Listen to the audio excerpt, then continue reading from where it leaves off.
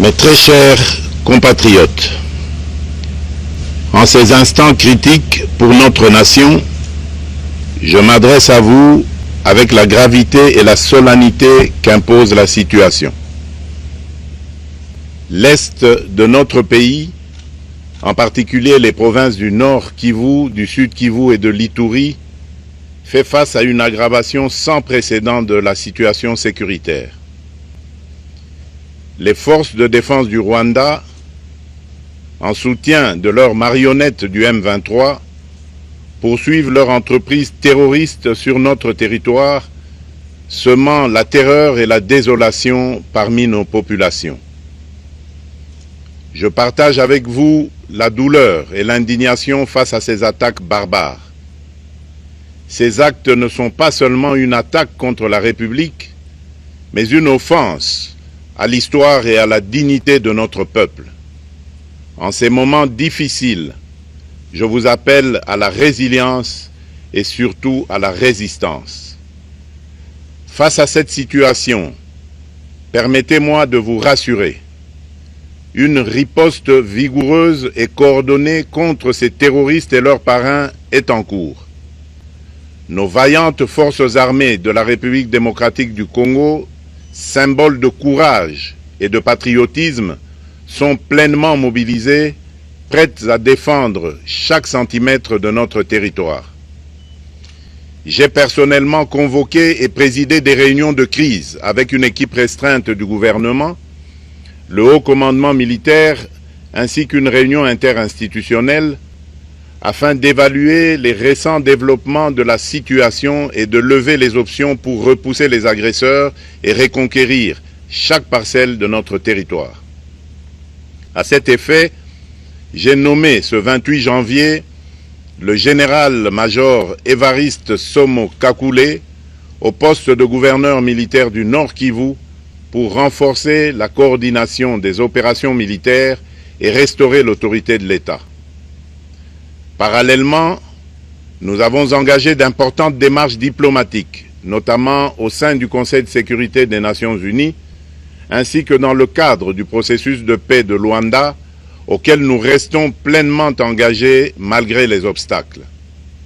Nous privilégions la voie du dialogue, mais toujours avec lucidité, tout en restant fermement résolus à défendre notre territoire et notre souveraineté par tous les moyens nécessaires. Mais ce combat n'est pas seulement celui des FARDC. C'est le combat de tout un peuple, le combat de notre identité congolaise, afin de léguer aux générations futures un pays prospère et en paix. À tous nos compatriotes, dans chaque province, chaque ville, chaque territoire et chaque village, ainsi que ceux de la diaspora, sans distinction d'appartenance ethnique ou politique, unissons nos efforts. Apportons un soutien indéfectible, moral et matériel à nos vaillants soldats. Mobilisons-nous comme un seul homme pour défendre notre souveraineté et sauvegarder notre intégrité territoriale. Je suis pleinement conscient des souffrances de nos compatriotes qui fuient les hostilités. Le gouvernement est instruit d'activer le plan d'urgence humanitaire pour venir en aide aux déplacés. À vous, habitants de Goma et des environs, je ressens profondément votre douleur qui est aussi la mienne. Elle traverse nos cœurs et nos âmes en tant que fils et filles d'une même patrie. Mais face à cette épreuve, je vous exhorte à puiser dans cette force intérieure qui fait la grandeur du peuple congolais. Résistez avec courage. Faites preuve de vigilance constante et gardez votre calme malgré l'adversité.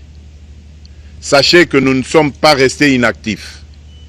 Des plans de contingence sont préparés pour assurer la protection de la population civile et prévenir toute escalade de la violence.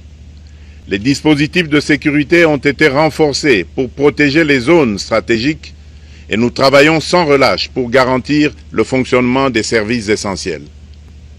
Je tiens à rendre un hommage solennel à tous ceux qui ont payé le prix ultime dans cette lutte pour notre dignité et notre souveraineté. J'ai une pensée pieuse pour le général-major Peter Chirimwami, gouverneur militaire du Nord Kivu, tombé les armes à la main. Je m'incline avec respect devant la mémoire de tous nos militaires et de tous les Wazalendo tombés sur le champ d'honneur.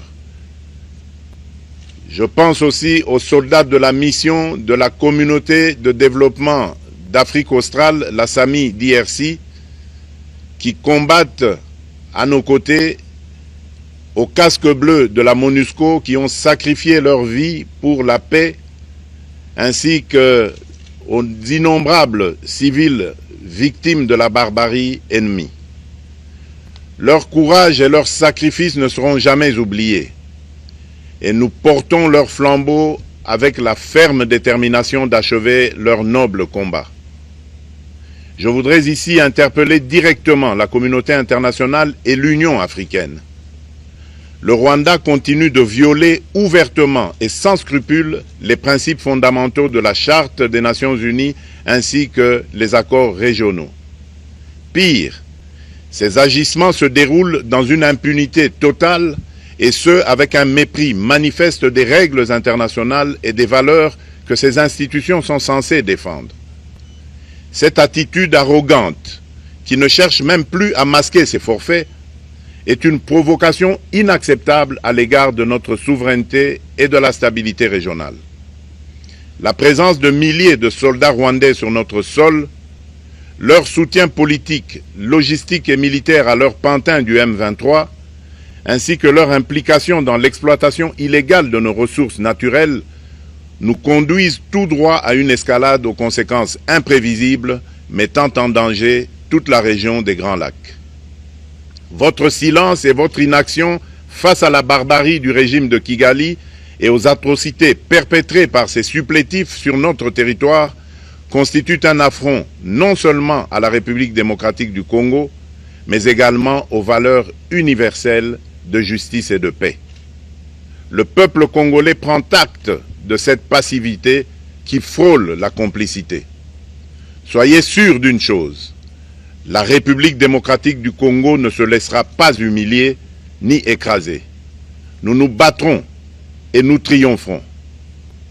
Congolaises et Congolais, l'heure est certainement grave, mais notre détermination est encore plus inébranlable. Ce moment critique nous offre l'opportunité de montrer au monde ce qui fait notre force, c'est-à-dire notre unité sans laquelle tous nos efforts seraient vains. Je vous appelle à être vigilants, mais à ne pas céder à la haine, aux divisions ou à la violence. Je condamne avec la plus grande fermeté les actes de vandalisme et de pillage qui ont visé certaines missions diplomatiques accréditées en République démocratique du Congo, ainsi que des intérêts privés dans la ville de Kinshasa. Ces comportements irresponsables dénaturent l'expression saine de notre colère face à l'agression barbare nous imposée et jettent une ombre sur les manifestations pacifiques de soutien à nos vaillantes forces armées qui luttent avec courage et abnégation pour défendre notre souveraineté. Notre engagement doit rester ferme et discipliné. Nous gagnerons cette guerre par notre unité, notre courage et notre sens de responsabilité, et non par la violence aveugle et par l'anarchie. Cette victoire ne sera possible que si chaque Congolais, où qu'il soit, prend toute la mesure du combat qui est le nôtre. J'appelle donc la nation entière, hommes et femmes, jeunes et vieux, acteurs politiques, opérateurs économiques, membres de la société civile, confessions religieuses, artistes et sportifs à se mobiliser, à faire bloc derrière nos vaillantes forces armées et à contribuer chacun à son niveau à l'effort de guerre. J'ai instruit le gouvernement de mettre en place des mesures rigoureuses de réduction du train de vie des institutions et de leurs animateurs afin que les ressources ainsi économisées soient directement réorientées vers le soutien à nos forces armées. Dans cet effort national, j'en appelle également à la responsabilité du secteur privé qui est invité à contribuer activement à cette cause commune. Nos soldats se battent avec héroïsme pour la défense de notre intégrité territoriale et de notre souveraineté. Ils ont besoin de notre soutien total, qu'il soit moral, matériel ou logistique. À la jeunesse congolaise, pilier et espoir de notre nation, je vous exhorte à répondre massivement à l'appel de la patrie. Le moment est venu de vous lever, de mettre votre énergie et votre créativité au service de la nation. Nous devons renforcer nos rangs et chaque jeune Congolais prêt à défendre son pays a une place au sein de nos forces armées. Enrôlez-vous massivement dans l'armée. Vous êtes le fer de lance de notre projet et votre mobilisation est déterminante pour la victoire finale. Aux braves populations du Nord Kivu, du Sud Kivu et de l'Ituri, vous êtes le symbole de la résilience congolaise, une source d'inspiration pour toute la nation. Vous n'êtes pas seul dans cette épreuve.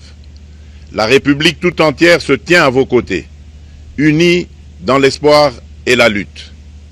Ensemble, nous ferons face et surmonterons cette épreuve. À nos vaillantes forces armées et aux vaillants patriotes Wazalendo, véritables sentinelles de la souveraineté nationale, je rends un hommage appuyé et vous exprime au nom de toute la République notre reconnaissance infinie et notre fierté inébranlable. Votre bravoure, votre discipline et votre engagement sans faille inspirent et mobilisent tout un peuple déterminé à défendre son territoire. Sachez-le, la République ne vous abandonnera jamais. Votre combat est le nôtre et vos sacrifices ne seront jamais oubliés. Vous incarnez l'honneur de la nation congolaise. À tous mes compatriotes d'ici et de la diaspora, la République démocratique du Congo ne pliera pas. La République démocratique du Congo ne reculera pas. Je ne vous abandonnerai jamais. J'en fais ici le serment. Le soleil n'a pas cessé de briller sur notre patrie. Ensemble, main dans la main, nous surmonterons cette tempête et nous ouvrirons une ère nouvelle de paix et de prospérité pour les générations futures. Que Dieu bénisse la République démocratique du Congo et son peuple. Je vous remercie.